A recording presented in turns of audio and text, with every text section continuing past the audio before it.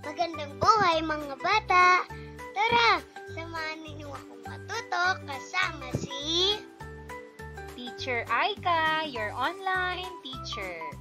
Please don't forget to subscribe, like, share, and hit the notification bell for more videos. Thank you! Matatag Curriculum, EPP, Grade 4, Quarter 3, Aralin 5. Ang ating paksa ngayong araw ay tungkol sa mga kagamitan at consumables sa paglilinis ng tahanan. Muli, ako si Teacher Aika, ang inyong online teacher. Simulan na natin!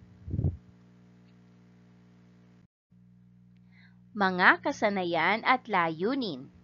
Una, natutukoy ang mga kagamitan at consumable sa paglilinis ng tahanan. Ikalawa, naipaliliwanag ang mga pamamaraan ng pagliligpit ng mga kagamitan at consumable ng may pag-iingat. At ikatlo, naisasagawa ang mga hakbang sa paglilinis ng tahanan at iba pang bahagi nito ng may pag-iingat. Mga nilalaman. A. Mga kagamitan at consumable sa paglilinis ng tahanan. At B. Mga pamamaraan sa pagliligpit ng mga kagamitan at consumables sa paglilinis ng tahanan. Maikling balik-aral. Pamantayan, ibibigay ng guro ang mga sumusunod na graphic organizers sa mga bata upang lagyan ng mga kasagutan. Panuto, puna ng mga sagot ang mga graphic organizers na ibibigay. Ang mga kasagutan ay may kinalaman sa mga ibibigay na gabay na tanong.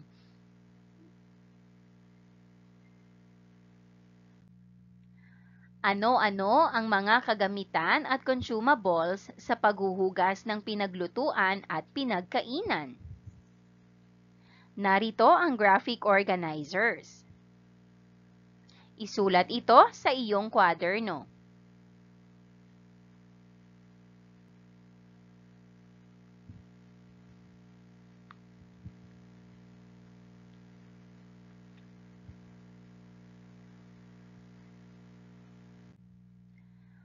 Ano-ano naman ang mga hakbang sa paghuhugas ng pinaglutuan at pinagkainan?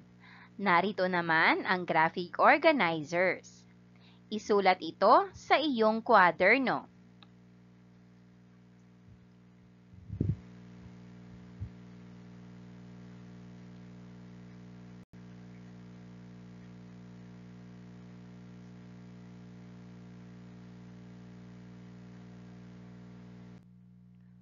Paglinang sa kahalagahan sa pagkatuto sa aralin.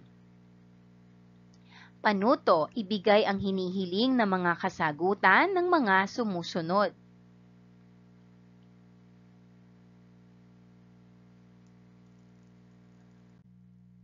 Mga gabay na tanong. Una, ano-ano ang mga bahagi ng inyong tahanan? Ikalawa, ano-ano ang mga gamit ng mga ito? Ikatlo, ano-anong halimbawa ng mga kagamitan ang matatagpuan sa bawat bahagi ng tahanan? Ibahagi ang iyong sagot sa klase.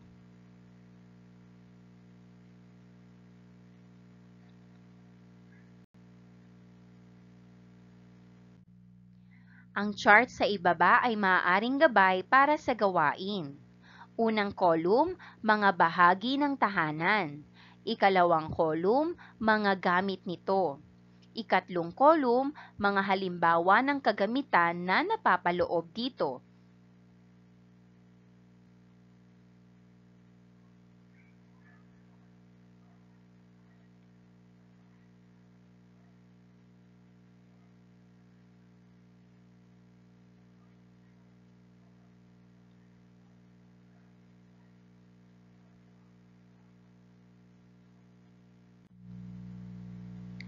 Ang isang bahay o tirahan ay isang tahanan na mayroong pamilyang may pagmamahalan, pagkakaunawaan at pagtutulungan sa isa't isa.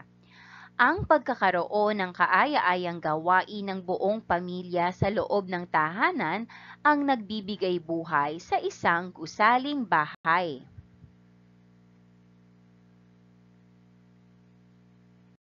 Paghawa ng bokabularyo sa nilalaman ng aralin. Pamantayan, upang magkaroon ng masusing pangunawa sa pag-aaral ng paksa, ang mga sumusunod na mga salita ay ating bigyang pansin. Consumables sa paglilinis ng tahanan. Ito ang mga kagamitang nauubos o nababawasan na ginagamit sa pag-aayos at paglilinis ng tahanan. Dutya o shower sa Ingles. Isa itong kagamitan sa banyo na karaniwang ginagamit para sa paliligo, na naglalabas ng tubig mula sa maliliit na butas sa anyong parang ulan.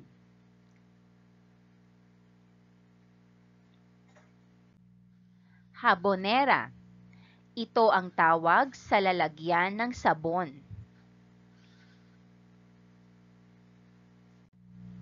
Agiw.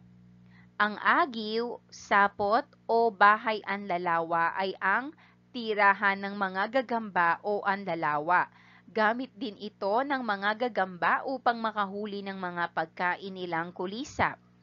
Nabubuo ito sa pamamagitan ng mga panghabing bahagi ng katawan ng mga gagamba. Baldosa, tisang seramika o tiles, yung nasa sahig na inaapakan.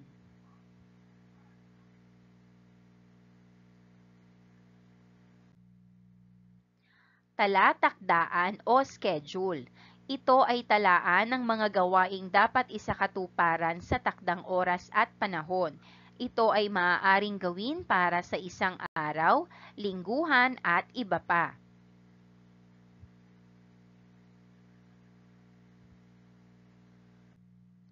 Paglilinis. Ang pagtanggal ng dumi, alikabok o kalat upang mapanatili ang kalinisan ng lugar o bagay.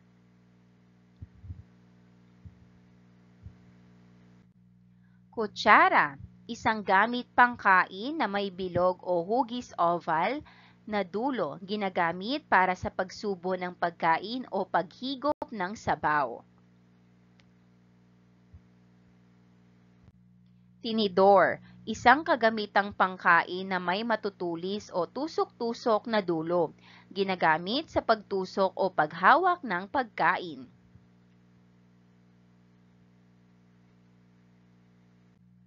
Nauubos, ang estado kung saan ang isang bagay ay halos wala na o natapos na sa paggamit.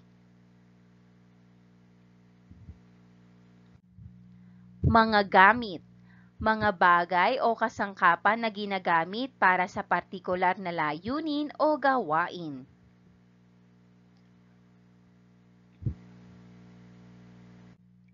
Unang araw. Kaugnay na paksa bilang isa, mga kagamitan at consumables sa paghuhugas ng pinaglutuan at pinagkainan. Magpapakita ang guro ng mga aktwal na kagamitan sa paghuhugas ng pinagkainan at pinaglutuan. Ibibigay ng mga bata ang pangalan ng bawat gamit.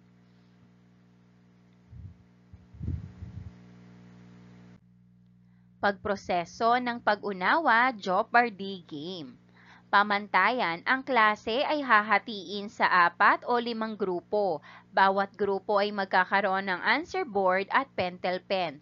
Magtatanong ang guro tungkol sa bahagi ng tahanan, gamit nito at mga kagamitan sa paglilinis. Ang tamang sagot ay may 1 puntos. Ang kinatawan ng grupo, tama man o mali ang sagot, ay bubunot ng imahe mula sa kahon.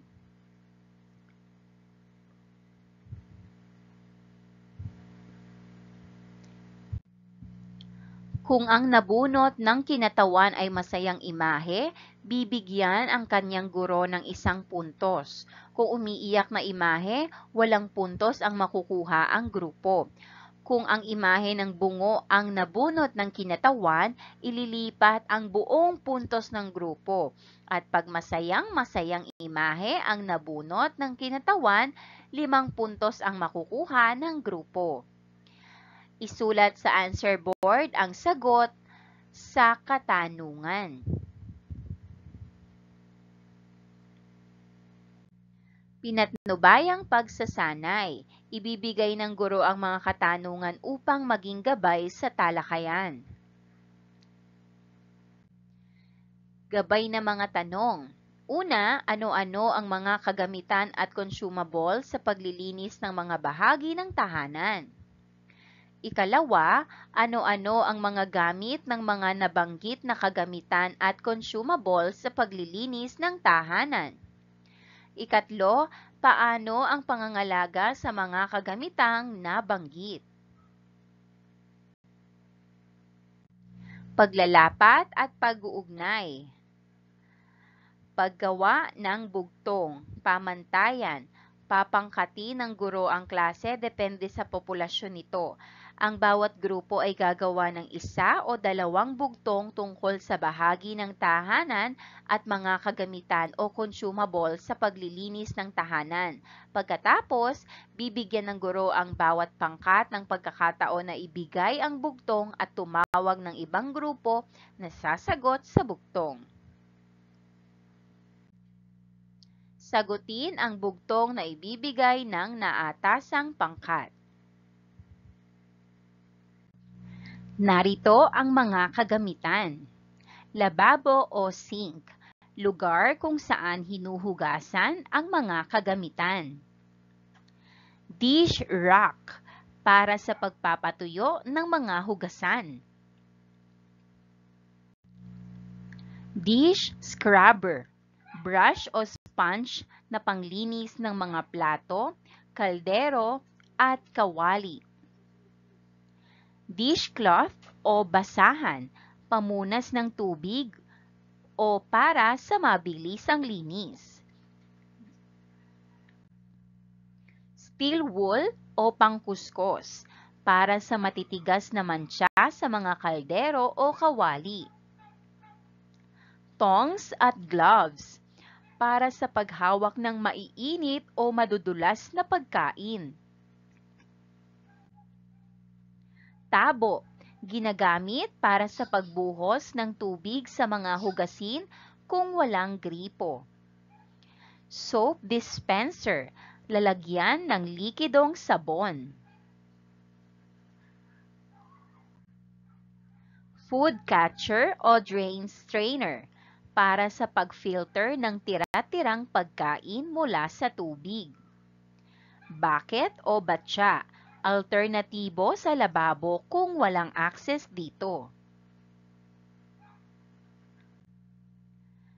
Drying mat, karaniwang inilalagay sa ilalim ng mga basang hugasin upang maabsorb ang tubig.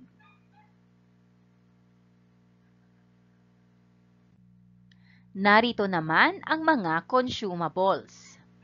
Dishwashing liquid, sabong likido na ginagamit sa paglilinis.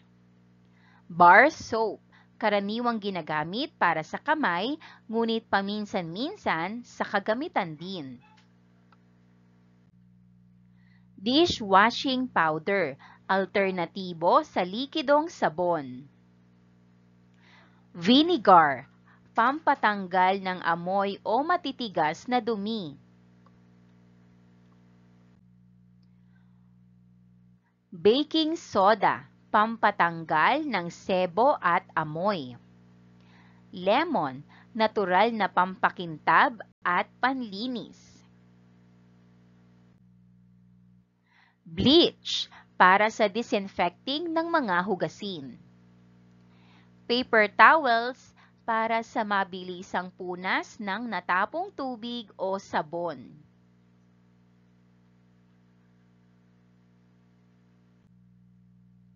Scrub pads, para sa mantsa at matigas na sebo. Hot water, pampabilis ng pagtunaw ng grasa. Rubrik para sa paggawa ng bugtong. Pamantayan, akma ang bugtong na ginawa sa aralin. Masining, mapanghamon at makabuluhan ang ibinahaging bugtong. At aktibong nakilahok ang bawat kasapi ng pangkat. 10 puntos mahusay, 5 puntos kailangan pang paghusayin. Ikalawang araw, na ipaliliwanag ang mga pamamaraan ng pagliligpit ng mga kagamitan at consumable ng may pag-iingat. Mga salitang maaaring hulaan na nakasulat sa papel na may kaugnayan sa aralin. Tuwalya, sponge, palanggana, nagpupunas, nagkukuskos, nagbabanlaw, dishwashing liquid, lababo, apron, at dish rack. Kaugnay na paksa bilang 2. Mga hakbang sa paghuhugas ng pinaglutuan at pinagkainan. Number 1, pag-aalis ng tira-tirang pagkain. Alisin ang natirang pagkain sa mga plato, kubyertos at kaldero. Gumamit ng basurahan o food catcher.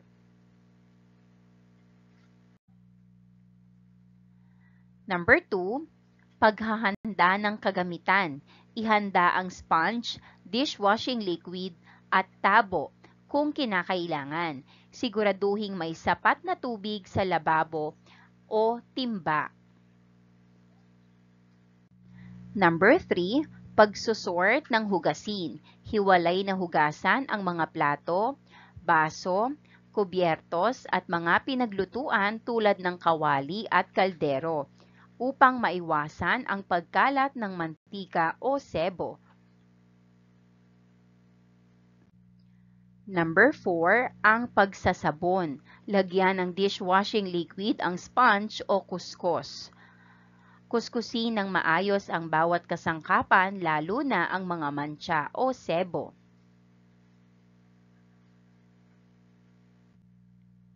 Number 5, pagbabanlaw. Banlawang mabuti gamit ang malinis na tubig upang alisin ang sabon at dumi. Number 6, pagpapatuyo. Ilagay sa dish rack ang mga hinugasan upang patuyuin. Punasan gamit ang malinis na basahan kung kinakailangan. Number 7, pagliligpit. Itabi ng maayos ang mga natuyong kagamitan sa kanilang tamang lalagyan. Siguraduhing nakasara ang dishwashing liquid at maayos ang mga consumables. Number 8, paglilinis ng lababo. Linisin ang lababo mula sa natirang dumi at grasa. Banlawan ng maayos upang maiwasan ang masangsang na amoy. Gabay na mga tanong. Una, ano ang tawag sa naibigay na kagamitan sa inyong grupo? Ikalawa, pagkatapos gamitin, paano inililigpit ang mga naibigay na kagamitan? Ikatlo, bakit ang inyong nabanggit na pamamaraan ang sa tingin ninyo ang mainam na pamamaraan sa pagliligpit ng mga kagamitan at consumable? Ano ang katangian ng kagamitan o consumable na naibigay sa inyong grupo? Ika-4, ano-ano ang mga pag-iingat na dapat tandaan sa pagliligpit ng mga kagamitan at consumables sa paglilinis ng tahanan? Pinatnubayang pagsasanay, triad na gawain. Pamantayan, ang mga mag-aaral ay magkakaroon ng pangtatluhan na gawain at bibigyan ng worksheet. Sa unang hanay, isusulat ng mga mag-aaral ang kagamitan na ginagamit nila sa mga pagkakataong sila ay tumutulong sa paglilinis ng tahanan. Isusulat naman nila sa ikalawang hanay ang pamamaraan ng pagliligpit at ang paliwanag sa pamamaraan nila sa pagliligpit sa ikatlong hanay. Pagkatapos, iuulat ang kanilang gawain. At sa ikaapat na hanay, isusulat naman nila ang mga pag-iingat na dapat tandaan sa pagliligpit. Ang chart sa ibaba ay maaaring gawing gabay para sa gawain.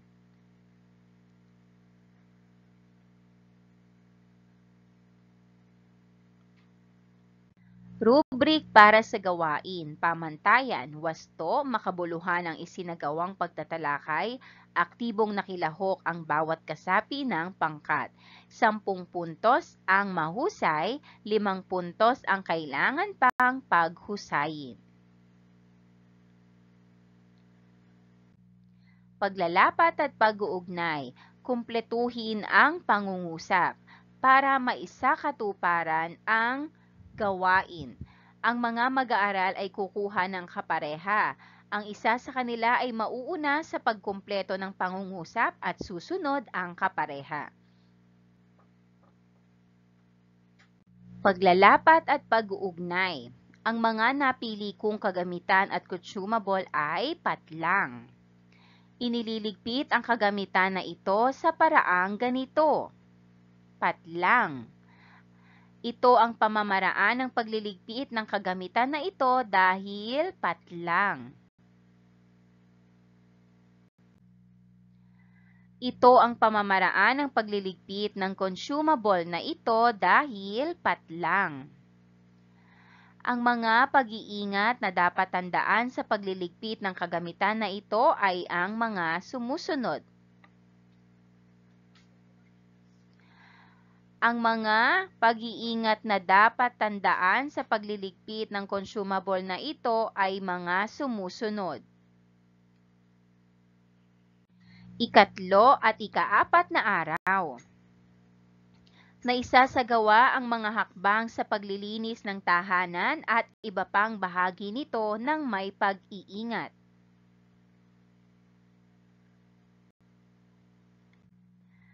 Pabaong pagkatuto, tanong-tugon.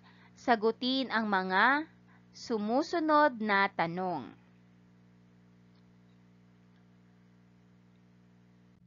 Pagproseso ng pag-unawa.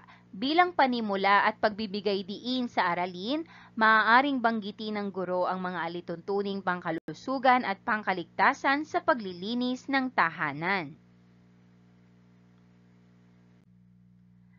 Narito ang mga gabay na tanong. Una, ano-ano ang mga pangkaligtasang gawi sa paggamit ng mga kagamitang panlinis? Ikalawa, bakit kailangang bigyang pansin at diin ang mga alituntuning pangkalusugan at pangkaligtasan sa paglilinis ng tahanan? Pagproseso ng pag-unawa. Bago ang panonood at pakikinig ng mga mag-aaral, sa role-play o pakitang gawa, demonstrasyon at pagtatalakay ng guro, ipapabasa ng guro ang mga sumusunod na katanungan. Una, ano-ano ang mga paraan at hakbang sa pag-aayos at paglilinis ng tahanan? Ikalawa, bakit kailangang bigyang pansin at diin ang mga alintuntuning pangkalusugan at pangkaligtasan sa paglilinis ng tahanan? At ikatlo, bakit isinasagawa ang mga ito? Manood at matuto. Habang nanonood ang mga mag-aaral ng demonstrasyon at pagtatalakay ng guro, kinakailangang magtala ng mga ito ng mga paraan at hakbang-paraan o hakbang sa pag-aayos at paglilinis ng tahanan para sa pagbabalik, pagpapakita, o return demonstration. Pagsasagawa, ang mga mag-aaral ay magkakaroon ng role-play o pakitang gawa, pagbabalik, pagpapakita o return demonstration tungkol sa pagsasagawa ng mga hakbang sa paglilinis ng tahanan at iba pang bahagi nito ng may pag-iingat. Panuto, bumuo ng pangkat na binubuo ng 4 o 5 miyembro. Ihanda ang mga kagamitan o consumables para sa pagsasagawa ng mga hakbang sa paglilinis ng tahanan. Isagawa ang mga hakbang sa pagsasagawa ng mga hakbang sa paglilinis ng tahanan. Talakayin ang mga dapat tandaan sa pagsasagawa ng mga hakbang sa paglilinis ng tahanan. Gabay na mga tanong. Una, paano ang pagsasagawa ng mga hakbang sa paglilinis ng tahanan? Sa ano-anong paraan isinasagawa ang mga hakbang sa paglilinis ng tahanan? Ano-ano ang mga dapat isaalang-alang sa pagsasagawa ng mga hakbang sa paglilinis ng tahanan? Maaaring magtanong ang guro pagkatapos ninyong magpakita ng role-play, demonstrasyon at pagtatalakay. At gamitin ang mga rubrics para sa mga gawain. Narito ang rubric sa role-play at return demonstration. Mga pamantayan, pagsasagawa ng mga hakbang at pagtatalakay. Tahanan namin, alagaan namin, ibibigay sa mga mag-aaral ang blankong lingguhang talatakdaan para sa paglilinis ng bahay. Ililista ng mag-anak ang kanilang mga gawaing paglilinis ng kanilang bahay. Sa ikalawang hanay, ibibigay nila ang araw kung kailan nila ginagawa ang gawaing paglilinis. Sa ikatlong hanay ay ang mga taong gagawa ng nasabing gawaing paglilinis. Lingguhang talatakdaan sa paglilinis ng bahay. Unang kolum gawain, ikalawang kolum ay araw at ang ikatlong kolum naman ay ang pangalan ng taong gagawa. Pabaong pagkatuto, tanong-tugon. Sagutin ang mga sumusunod na tanong. Una, ano-ano ang mga pagbabagong pisikal sa aking sarili? Ikalawa, para sa integrasyon ng SDG 5, paano ko irerespeto ang mga pagbabago sa aking sarili at sa kapwa ko mag-aaral? Ikatlo, ano-ano ang mga kagamitan at consumables at gamit nito sa pangangalaga ng sarili? At ikaapat, paano ko mapapangalagaan ang aking sariling kagamitan at mga kagamitan ng ibang tao?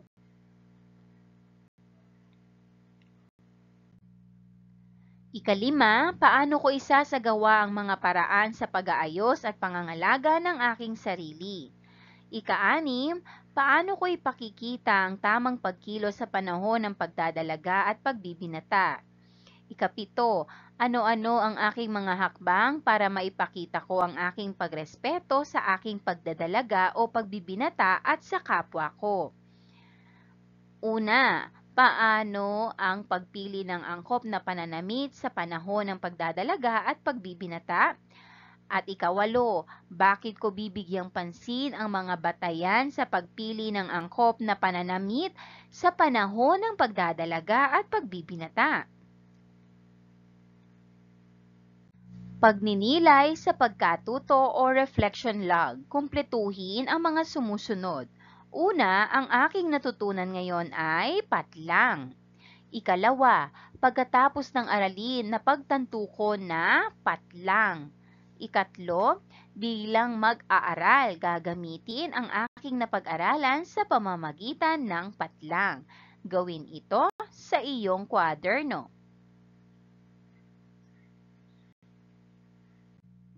Pagsusulit. Basahin ang mga sumusunod na pangungusap. Isulat sa patlang kung ito ay tama o mali.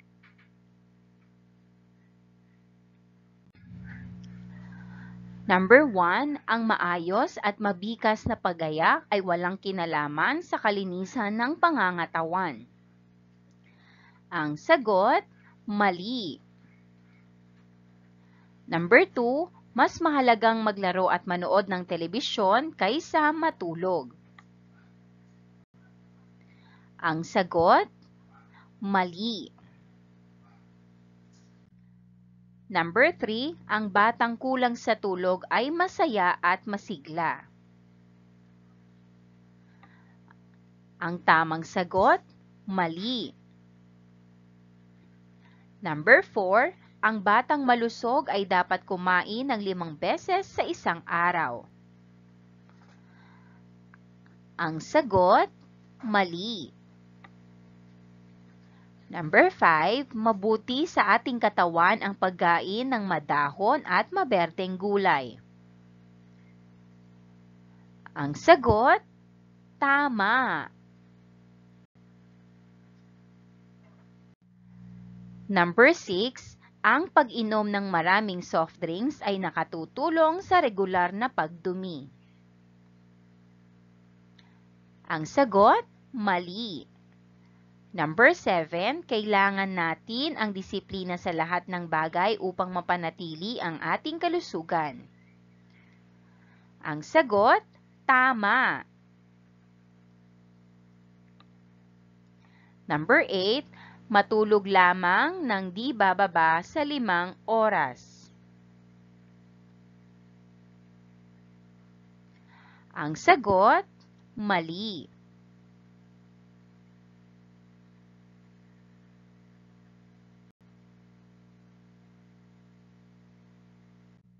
Number 9, isaisip lagi na kumain ng maraming pagkain.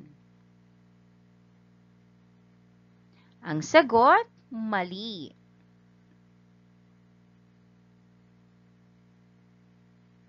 Number 10, mahalaga ang pagkakaroon ng regular na schedule sa pag-ehersisyo. Ang sagot, tama.